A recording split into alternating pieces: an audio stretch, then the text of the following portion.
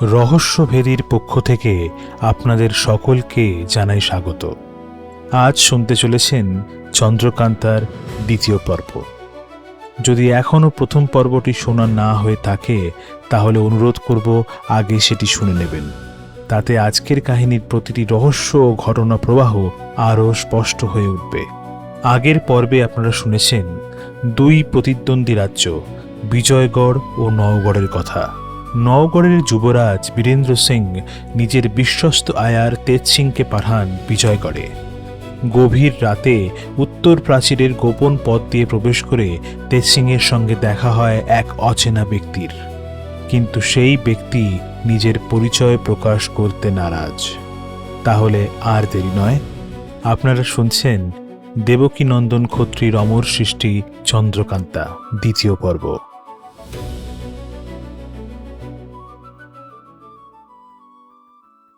আজ সেই উত্তর জানার সময় হয়নি। অচেনা ব্যক্তির কথাটি সুড়ঙ্গের পাথরের দেওয়ালে প্রতিধ্বনিত হয়ে ধীরে ধীরে মিলিয়ে গেল। তেজ সিং স্থির হয়ে দাঁড়িয়ে রইলেন। একজন সাধারণ মানুষ হলে হয়তো তিনি ক্রুদ্ধ হতেন, হয়তো অস্ত্র তুলে লোকটির পরিচয় জানতে বাধ্য করতেন। কিন্তু তেজ সিং একজন আইয়ার, আর একজন প্রকৃত আইয়ার জানে কখন প্রশ্ন করতে হয়, কখন নীরব থাকতে হয়, আর কখন মানুষের চোখ দেখে তার অপ্রকাশিত কথাও বুঝে নিতে হয়। অচেনা ব্যক্তিটির চোখে ভয় ছিল না, অহংকারও ছিল না, বরং এমন এক অদ্ভুত সতর্কতা ছিল যেন সে নিজেও এমন কারো নজর এড়িয়ে কথা বলছে যার শক্তি তার চেয়েও অনেক বেশি। তেজ সিং ধীরে বললেন, আপনি আমার নাম জানেন, আমার বিজয়গড়ে আসার উদ্দেশ্যও জানেন, অথচ নিজের পরিচয় জানাতে চান না। তাহলে আমি কিভাবে বিশ্বাস করব যে আপনি আমাকে সাহায্য করতে চান? বিশ্বাস করতে কে বলেছে? উত্তরটি এত শান্তভাবে এলো যে তেজ সিংয়ের চোখে এক মুহূর্তের জন্য বিস্ময়ের ছায়া দেখা দিল। লোকটি আবার বলল, একজন আয়ার কখনো অপরিচিত মানুষকে বিশ্বাস করে না। সে শুধু তার কথা মনে রাখে এবং নিজের বুদ্ধিতে সত্য যাচাই করে। আপনিও তাই করুন। আর যদি আপনার কথাই একটি ফাঁদ হয়, তাহলে সেই ফাঁদ চিনে নেওয়াই হবে আপনার পরীক্ষা। তেজ সিংয়ের ঠোঁটের কোণে ক্ষীণ হাসি ফুটে উঠল। অচেনা মানুষের উত্তর তার ভালো লাগেনি, কিন্তু তাকে হালকাভাবে নেওয়ার ভুলও তিনি করলেন না। লোকটি এবার ঘুরে দাঁড়ালো, হাতে ধরা মশালটি একটু উঁচু করে সুড়ঙ্গের ভেতরের দিকে এগিয়ে যেতে যেতে বলল, এখানে বেশিক্ষণ থাকা নিরাপদ নয়, আমার সঙ্গে আসুন। তেজ সিং কয়েক মুহূর্ত স্থির হয়ে দাঁড়িয়ে রইলেন, তারপর নিঃশব্দে লোকটিকে অনুসরণ করলেন। সুড়ঙ্গের পথ সরল ছিল না, কখনো তা নিচের দিকে নেমে গেছে, কখনো আবার সরু হয়ে দুজন মানুষের পাশাপাশি চলার অযোগ্য হয়ে উঠেছে। পাথরের কিছু অংশে শ্যাওলা জমেছে, কোথাও কোথাও এত পুরনো খোদাই দেখা যাচ্ছে যে তার অর্থ বোঝার উপায় নেই। তেজ সিং হাঁটতে হাঁটতে প্রতিটি বাঁক, প্রতিটি ঢাল এবং প্রতিটি দরজার অবস্থান মনে গেঁথে নিচ্ছিলেন। অচেনা লোকটি পিছন ফিরে না তাকিয়েই বলল, পথ মনে রাখার চেষ্টা করছেন? চেষ্টা নয়, মনে রেখে দিয়েছি। এই পথ প্রতিবার এক জায়গায় পৌঁছয় না। তেজ সিং থমকে গেলেন, কিন্তু লোকটি হাঁটা থামালো না। তার অর্থ? যে পথ মানুষের চোখকে প্রতারণা করতে পারে তাকে সরল পথ ভাবা বিপজ্জনক। তেজ সিং, এই প্রথম তেজ সিং স্পষ্টভাবে অনুভব করলেন এটি কেবল একটা গোপন সুড়ঙ্গ নয়, এখানে এমন কোনো কৌশল রয়েছে যা সাধারণ দুর্গ নির্মাণের অংশ নয়। দেয়ালের কোথাও হয়তো ঘূর্ণমান অংশ রয়েছে, কোথাও লুকোনো তার, কোথাও আবার এমন পথ যা বাইরে থেকে বন্ধ হলেও ভিতর থেকে অন্যদিকে খুলে যায়। আইয়ারদের কাছে এমন নির্মাণ অপরিচিত নয়, কিন্তু বিজয়গড়ের প্রাচীরের নিচে এত বিস্তৃত গুপ্তপথের অস্তিত্ব তিনিও অনুমান করেননি। আর সবচেয়ে বড় প্রশ্ন, রাজপরিবার কি এই পথের কথা জানেন, নাকি এটি কেবল কয়েকজন গোপন ব্যক্তির নিয়ন্ত্রণে? কিছু দূর এগিয়ে লোকটি একটি পাথরের দেয়ালের সামনে দাঁড়ালেন। সামনে আর কোনো পথ নেই। তেজসিং কিছু বলার আগেই সে দেওয়ালের একটি নির্দিষ্ট অংশে হাত রাখল। প্রথমে কোনো পরিবর্তন দেখা গেল না। তারপর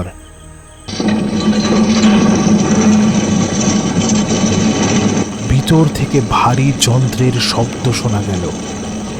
পাথরের দেয়ালটি ধীরে ধীরে একপাশে সরে গেল, আর ওপারে দেখা গেল ভোরের ম্লান আলো। এই পথ ধরে গেলে আপনি দুর্গের বাইরে পৌঁছে যাবেন। আর আপনি? আমার পথ অন্যদিকে। আবার কি আমাদের দেখা হবে? লোকটি সরাসরি উত্তর দিল না। কিছুক্ষণ তেজসিং এর দিকে তাকিয়ে থেকে বলল, আপনি যদি সত্যের যথেষ্ট কাছে পৌঁছতে পারেন তবে দেখা হবেই। অন্তত একটা কথা বলুন, বিজয়গড়ের সবচেয়ে বড় বিপদ কি সত্যি বাইরের শত্রু নয়? অচেনা মানুষটি এবার কিছুক্ষণ নীরব রইল। তারপর খুব নিচু স্বরে বলল, দুর্গের প্রাচীর বাইরের শত্রুকে আটকায়, কিন্তু যে শত্রু প্রাসাদের ভিতরে বসে থাকে তাকে আটকানোর মতো প্রাচীর পৃথিবীতে নেই। এই বলে সে পাথরের অন্ধকারের মধ্যে ফিরে গেল। পর মুহূর্তেই দেয়ালটি আবার বন্ধ হয়ে গেল। তেজসিং একা দাঁড়িয়ে রইলেন ভোরের শীতল বাতাসে।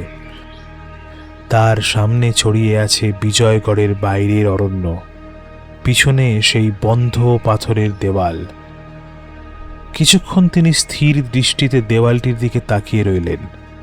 তারপর নিজের মনেই বললেন, প্রাসাদের ভিতরের শত্রু, তার অর্থ আমার সন্দেহ ভুল নয়। বীরেন্দ্র সিংহের কাছে ফিরে যাওয়ার মতো কিছু সংবাদ তিনি পেয়েছেন, কিন্তু তা এখনো অসম্পূর্ণ।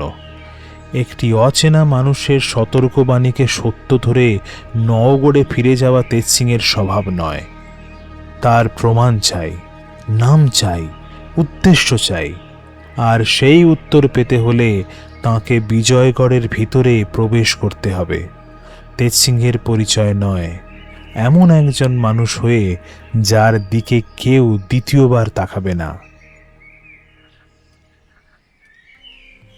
অরণ্যের ভিতরে একটি নির্জন স্থানে গিয়ে থামলেন তেজসিং।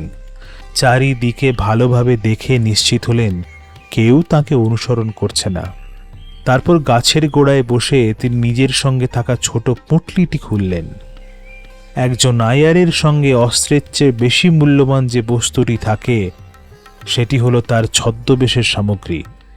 বিভিন্ন রঙের কাপড়, কৃত্রিম চুল ও দাড়ি, মুখের রং বদলে দেওয়ার মলম, চোখের নিচে বয়সের রেখা তৈরি করার গাঢ় রং, কণ্ঠস্বর ভারী বা দুর্বল করার জন্য বিশেষ ভেষজ, এমনকি হাঁটার ভঙ্গি পাল্টানোর জন্য পায়ের জুতোর ভেতর ব্যবহৃত ছোট চামড়ার খণ্ড।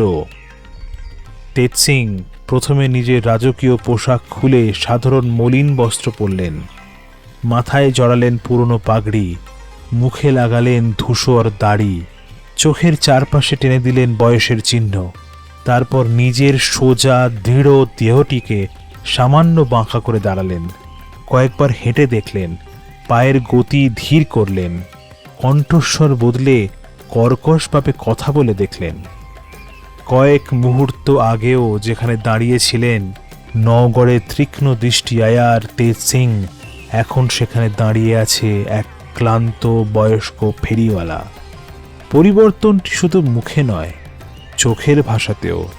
একজন মানুষের ছদ্মবেশ তখনই সম্পূর্ণ হয় যখন সে নিজের পুরনো পরিচয়কে নিজের মন থেকেও সরিয়ে রাখতে পারে। তেজসিং পুঁটলি কাঁধে তুলে বিজয়গড় নগরীর দিকে রওনা হলেন। সূর্য উঠতেই বিজয়গড়ের প্রধান ফটকের সামনে মানুষের ভিড় জমে গেছে। কৃষকেরা শস্য নিয়ে নগরে ঢুকছে, দূর দেশের বণিকেরা তাদের পণ্যের তালিকা প্রহরীদের দেখাচ্ছে। কেউ ফল নিয়ে এসেছে, কেউ কাপড়, কেউ আবার রাজ আস্তাবলের জন্য ঘোড়া। প্রত্যেককে পরীক্ষা করে তবেই প্রবেশ করতে দেওয়া হচ্ছে। সাধারণ দিনের তুলনায় পাহারা স্পষ্টতই কঠোর। তেজ সিং দূর থেকেই বিষয়টি লক্ষ্য করলেন। ফটকের দুই পাশে দ্বিগুণ প্রহরী, উঁচু প্রাচীরের ওপর তীরন্দাজ। প্রবেশকারীদের নাম, পরিচয় এবং আসার কারণ জিজ্ঞাসা করা হচ্ছে। তেজ সিং লাইনে দাঁড়িয়ে চারিদিক লক্ষ্য করতে লাগলেন। তার সামনে থাকা এক সবজি বিক্রেতাকে প্রহরী জিজ্ঞাসা করল, কোন গ্রাম থেকে আসছ? চন্দনপুর থেকে আসছি হুজুর। আমি তো প্রতি সপ্তাহেই আসি। আজ থেকে পরিচয়ের চিহ্ন সঙ্গে রাখবে, আদেশ হয়েছে। নতুন কোনো বিপদ হয়েছে নাকি? তোমার যতটুকু জানা দরকার ততটুকুই বলা হয়েছে। যাও, এগিয়ে যাও, এগিয়ে যাও। তেজ সিং বুঝলেন প্রহরীদেরও পুরো কারণ জানানো হয়নি। অল্পক্ষণ পর তার পালা এলো। একজন প্রহরী সন্দেহের চোখে তাঁর দিকে তাকালো। নাম কি? তেজ সিং তখন ছদ্মবেশে। তিনি গলা পরিবর্তন করে বললেন, আগে দীননাথ হুজুর। কোথা থেকে আসা হচ্ছে? ওই কাশির দিক থেকে আসছি। কাপড়, সুগন্ধি আর কিছু ভেষজ আছে। পুঁটলি খোলো। তেজ সিং বিন্দু মাত্র দ্বিধা না করে পুঁটলি খুলে দিলেন। উপরে সত্যিই কিছু সাধারণ কাপড়, ভেষজ এবং সুগন্ধির শিশি রাখা ছিল। প্রহরী একে একে সেগুলি দেখে নিল। তারপর একটি ছোট শিশি হাতে নিয়ে সন্দেহের স্বরে বলল, এটা কি? এটা হাঁটুর ব্যথার তেল হুজুর। আপনার হাঁটার ভঙ্গি দেখে মনে হচ্ছে ডান হাঁটুতে কষ্ট আছে। রাতে শোয়ার আগে একটু গরম করে মাখলে কিন্তু আরাম পাবেন। প্রহরী বিস্মিত হয়ে তাঁর দিকে তাকালো। তার ডান হাঁটুতে সত্যিই বহুদিনের ব্যথা। তেজ সিং এক নজরেই হাঁটার সামান্য অসামঞ্জস্য দেখে তা বুঝেছিলেন। প্রহরীর মুখের কঠোরতা কিছুটা কমে গেল। কত দাম এটার? আপনার জন্য কোনো দাম নেই হুজুর। দূর দেশে নতুন মানুষ, রাজপ্রহরীর আশীর্বাদ থাকলে ব্যবসাও ভালো হবে। প্রহরী সন্তুষ্ট হয়ে শিশিরি রেখে দিল। তারপর হাত নেড়ে বলল, যাও, তবে সূর্যাস্তের আগে তোমার থাকার জায়গার নামটা প্রহরী চৌকিতে এসে জানিয়ে যাবে। যেমন আপনার আদেশ। কোনো সন্দেহ না জাগিয়েই তেজ সিং বিজয়গড়ে প্রবেশ করলেন। অন্যদিকে বিজয়গড়ের রাজপ্রাসাদে সেই সকালটি শুরু হয়েছিল অস্বাভাবিক নীরবতায়। রাজকুমারী চন্দ্রকান্তা তখন নিজের কক্ষের জানালার ধারে দাঁড়িয়েছিলেন। সূর্যের আলো রাজ উদ্যানের ফুলের উপর পড়েছে। শিশির বিন্দুতে আলো ঝলমল করছে। দূরে পাখিরা উড়ছে। প্রতিদিন এই দৃশ্য তার মন ভালো করে দিত। কিন্তু আজ তার দৃষ্টি প্রকৃতির সৌন্দর্যের ছুঁয়ে যেন আরও দূরে চলে যাচ্ছিল, উত্তর দিকে, যেদিকে বিজয়গড়ের প্রাচীর পেরিয়ে বহু দূরে রয়েছে নওগড়। আর নওগড়েই আছেন বীরেন্দ্র সিং। গত রাত থেকে তাঁর মন অকারণে অস্থির।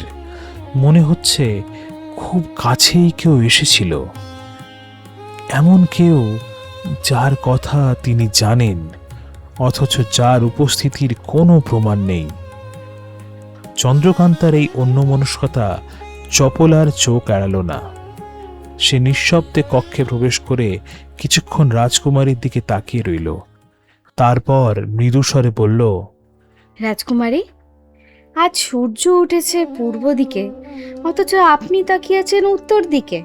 চন্দ্রকান্তা চমকে পিছন ফিরে তাকালেন। চপলার মুখে পরিচিত দুষ্টুমির হাসি। চন্দ্রকান্তা মুখ ঘুরিয়ে বললেন, হ্যাঁ, তুমি তুমি কখন এলে? যখন দেখলাম রাজকুমারী জেগে আছেন, কিন্তু তার মন এখনো স্বপ্নের মধ্যে। আপনি সারা রাত ঘুমোননি, তাই না? চন্দ্রকান্তা উত্তর দিলেন না। ধীরে ধীরে জানলার সামনে রাখা আসনে বসে পড়লেন। চপলা তার কাছে এসে দাঁড়ালো। এবার তার কণ্ঠে আর রসিকতা নেই। রাজকুমারী, আপনার কি হয়েছে আমাকে বলুন। কিছুই হয়নি চপলা, সেটাই তো আশ্চর্য। কিছু না ঘটলেও মনে হচ্ছে যেন প্রাসাদের ভিতরে কোথাও এক অদৃশ্য পরিবর্তন শুরু হয়েছে। কোনো সংবাদ পেয়েছেন? না, কিন্তু গত রাতে বহুক্ষণ উত্তর প্রাচীরের দিক থেকে প্রহরীদের চলাফেরার শব্দ শুনেছি। একবার মনে হলো যেন দূরে ধাতব কিছু পড়ল, তারপর সব চুপ হয়ে গেল। প্রহরীদের পালা বদলও হতে পারে। হতে পারে, কিন্তু আজ ভোরেই উত্তর প্রাচীরের পাহারা বদলে দেওয়া হয়েছে। যে প্রহরীরা বহুদিন ধরে সেখানে ছিল তাদের সরিয়ে দেওয়া হয়েছে। চপলা এবার সতর্ক হলো। এই সংবাদ সে জানত না। আপনি কিভাবে জানলেন? সকালে জল নিয়ে আসা দাসীদের কথাই শুনলাম, তবে তারা নিজেরাও জানে না যে কেন এমন আদেশ দেওয়া হয়েছে। তাহলে বিষয়টা সাধারণ নয়। আমারও তাই মনে হচ্ছে, কিন্তু পিতাকে এখনই জিজ্ঞাসা করতে চাই না। রাজকার্যের কথা, তিনি প্রয়োজন না হলে আমাকে বলবেন না। তবে তবে আমার কাজ কি? প্রাসাদের ভিতরে কি ঘটছে তা জানতে চাই, কিন্তু শুধু লোকের মুখে শোনা সংবাদ নয়। তুমি নিজে দেখে এসো প্রহরীদের মধ্যে কি আলোচনা হচ্ছে, সভাসদদের আচরণে কোনো পরিবর্তন আছে কি না, সব লক্ষ্য করবে। বিশেষ করে ক্রোর সিংকে। নামটি উচ্চারণ করতেই চন্দ্রকান্তার মুখ কঠিন হয়ে উঠল। ক্রূর সিংহের দৃষ্টি তিনি বহুবার লক্ষ্য করেছেন। সেই দৃষ্টিতে আনুগত্যের চেয়ে অধিকারের দাবি বেশি, শ্রদ্ধার চেয়ে লোভ বেশি। চপলা মৃদু মাথা নাড়ল। আমি বুঝেছি, আমি খবর নিয়েই ফিরব। আর খবর ভালো হলে আপনার মুখে হাসি ফিরিয়ে আনার পুরস্কার চাই। কি পুরস্কার? সেটা ফিরে এসে বলবো। এই বলে চপলা কক্ষ থেকে বেরিয়ে গেল। চন্দ্রকান্তা আবার জানলার দিকে ফিরে দাঁড়ালেন। দূরের আকাশে একটি বাজ পাখি ঘুরছিল। তিনি জানতেন না ঠিক সেই সময় বিজয়গড়ের নগরীতে ছদ্মবেশে প্রবেশ করেছেন তেজ সিং। আর এই প্রাসাদেরই অন্য এক অংশে ক্রূর সিং নিজের প্রথম চাল দেওয়ার প্রস্তুতি নিচ্ছেন। সকালের কিছু পরেই বিজয়গড়ের রাজসভা বসেছিল। সিংহাসনে মহারাজ সুরেন্দ্র সিং। তার মুখে সাধারণ দিনের তুলনায় বেশি কঠোরতা।